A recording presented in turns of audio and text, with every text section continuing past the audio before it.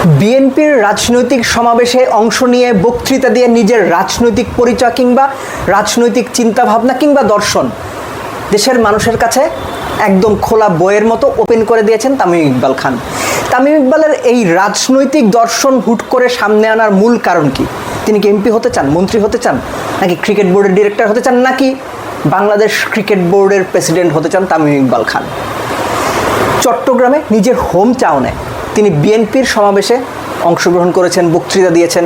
তার আগে এই মাসের একদম প্রথম সপ্তাহে বিএনপি সমর্থিত একটা ক্রীড়া সংগঠন, যেটা বিভাগীয় এবং জেলা ক্রীড়া সংস্থার সংগঠকদের নিয়ে গঠিত, সেখানে তিনি গিয়েছেন, বক্তৃতা দিয়েছেন। অর্থাৎ তামিমের রাজনৈতিক যে ইন্টারেস্ট সেটা একেবারেই পরিষ্কার।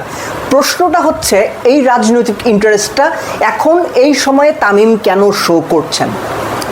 সম্ভাব্য অনেকগুলো কারণই হতে পারে, তবে এর মধ্যে ক্রিকেটীয় বা ক্রিকেট সংশ্লিষ্ট কারণগুলোই সবচেয়ে এগিয়ে থাকবে বলে অন্তত আমার মনে হয়। ফার্স্টলি এটুকু বলি যে তামিম ইকবাল যদি রাজনীতিতে আসেন, আমি ব্যক্তিগতভাবে সেটাকে সমর্থন করব। ঠিক একইভাবে মাশরাফি সাকিবের ব্যাপারেও সমর্থন করেছিলাম, কেননা বাংলাদেশের রাজনীতির গুণগত পরিবর্তন করতে হলে আইকনিক ক্যারেক্টার দরকার। প্রশ্নটা হচ্ছে যে তারা যখন রাজনৈতিক অ্যাফিলিয়েশনের মধ্যে যাবেন, তাদের রাজনৈতিক দলের কর্মকাণ্ডের কারণে তারা কতটুকু নন্দিত বা নিন্দিত হবেন সেটা পরের কথা, কিন্তু ভালো মানুষ কিংবা আইকনিক ক্যারেক্টার যদি রাজনীতিতে না আসে, বাংলাদেশের রাজনীতির গুণগত পরিবর্তন কিন্তু হবে না। এই ব্যাপারটা মাথায় রাখা খুব জরুরি। এনিওয়েজ, তামিম ইকবাল এমপি হবেন, হতেই পারেন, মন্ত্রী হবেন, হতেই পারেন, ক্রীড়ামন্ত্রী হবেন, হতেই পারেন, কিন্তু এই সব কিছু কি তামিম ইকবালের সঙ্গে যাবে? আপনি তামিম ইকবালের কী হিসাবে দেখতে চান? যদি আপনাকে প্রশ্ন করি যে মন্ত্রী, এমপি বা অন্য কোনো বড় পদে রাজনৈতিক এই সমস্ত কোনো জায়গাতে দেখতে চান, নাকি তামিম ইকবালকে বাংলাদেশ ক্রিকেট বোর্ডের পরিচালক হিসেবে দেখতে চান? আমার মনে হয় বেশিরভাগ সাধারণ ক্রিকেট ভক্ত বা দর্শক তামিম ইকবালকে ক্রিকেটেই দেখতে চাইবে।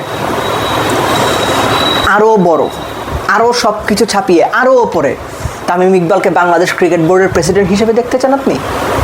হতেই পারেন, এবং সেটার কারণেই তামিম ইকবালের এই রাজনৈতিক সন্ধি কিংবা অ্যাফিলিয়েশন কিনা এই প্রশ্নটা আলোচনা হচ্ছে। কিন্তু এই মুহূর্তে কেন এটা খুব জরুরিটা এই কারণে, আপনারা জানেন যে বাংলাদেশ ক্রিকেট বোর্ডের যে কমিটিটা এখন এই মুহূর্তে রয়েছে, তাদের মেয়াদ চলতি বছরের অক্টোবর পর্যন্ত। আলোচনা আছে জুলাইয়ের মধ্যে ইলেকশন হয়ে যাবে। সেটা যদি হয়, সময় আছে 2 মাসের মতো। সো তামিম ইকবাল যদি সেই ইলেকশনে নিজেকে দাঁড় করাতে চান, তাহলে এখন থেকেই তো প্রস্তুতি নিতে হবে এবং এখন থেকেই কোনো একটা পার্টিকুলার প্যানেলের সঙ্গে এনগেজ হতে হবে।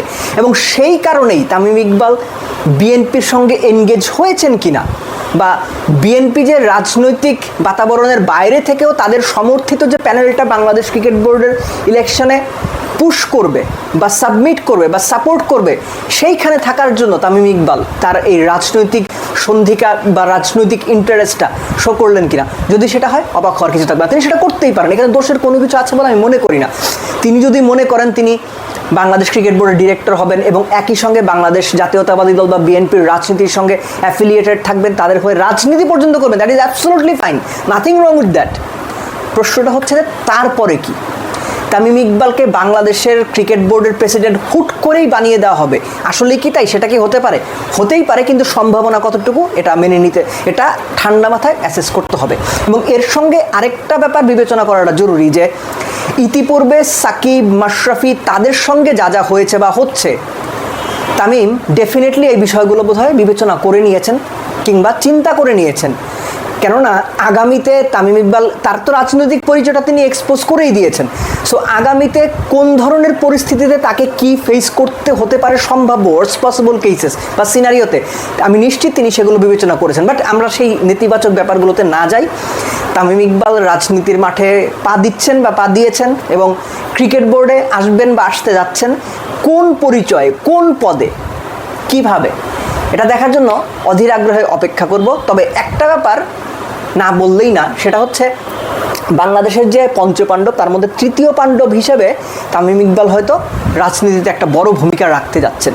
সেই ভূমিকাটা বাংলাদেশের মানুষকে অল্প পরিসরে হলেও অন্তত রাজনীতির প্রতি একটা পজিটিভ ভাইব দেবে, সেটা তামিম ইকবালের কাছ থেকে এক্সপেক্ট করব। যদি তিনি ব্যর্থ হন, তাহলে তার নামও বাংলাদেশের 8-10 জন রাজনীতিবিদের সঙ্গে উচ্চারিত হবে। কেননা সাকিব খুব আক্ষেপ করে বলেছিলেন যে 6 মাসের কারণে আপনার 18 বছর ভুলে গেলেন। তামিমের ক্ষেত্রেও 6 মাস লাগবে না, 15 দিনে মানুষ 17 বছর ভুলে যাবে। এই ব্যাপারটা নিশ্চয়ই তামিম ইকবাল জানেন, জেনে বুঝেই তিনি তার আগামী পথ নির্ধারণ করেছেন বলেই আমি বিশ্বাস করি। সেই পথে যত কাটাই থাকুক, যত সুযোগই থাকুক, যত গোলাপি থাকুক, তামিম ইকবালের জন্য শুভকামনা।